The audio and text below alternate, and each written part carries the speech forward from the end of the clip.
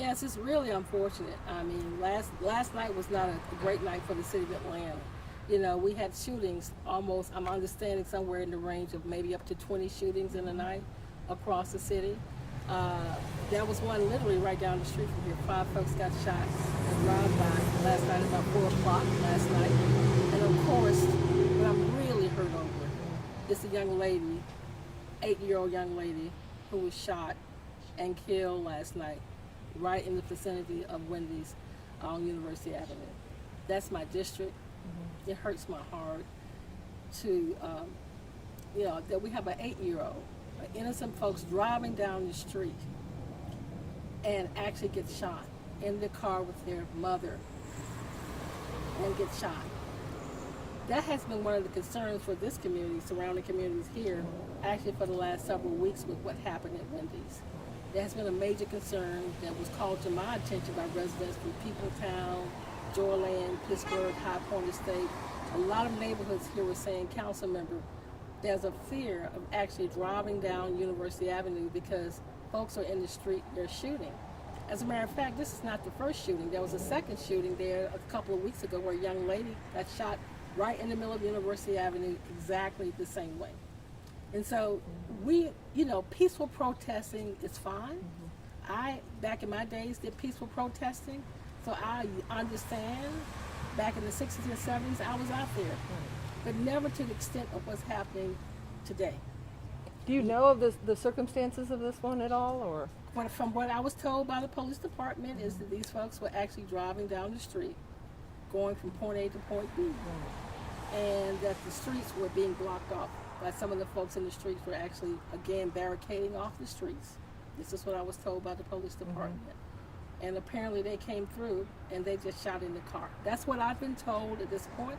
I don't know all the specifics of it. I don't know if there was an altercation, but it doesn't. But no matter the circumstances. It doesn't matter the circumstances. This is an innocent 8-year-old young girl who's died. Oh my God. How do we even justify that? When we talk about police and crime, how do we justify folks who are getting killed in our communities? And by the way, this is not police officers who are doing this. This is the second time on University Avenue that we've had folks shooting on the streets, taking over that street, and actually shooting people on the streets on University Avenue. I can't tolerate that. I can't accept that. At this point, as much as I respect peaceful protesters, we've got to clear that street. We have to clear that street. It's at a point now that when innocent people are driving by and get killed, it's just over.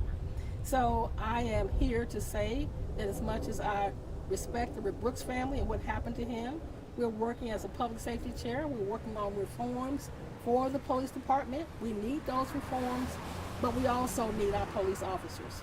Because every day in the city of Atlanta, regardless of what's happening in terms of police officers, people in my community are saying, we need the police department.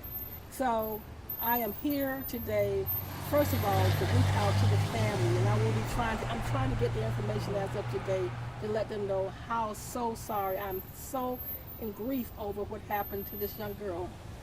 And to say that I, as a council member and as a city, we have got to put our arms around this, but I've got to stop what's happening on University Avenue, and we've got to really come up with something that's going to be a peaceful resolution. Not all of us killing each other on the streets. And again, all the killing is not police officers. I just have to emphasize that again. In this community last night, we had 5 people get killed right down the street.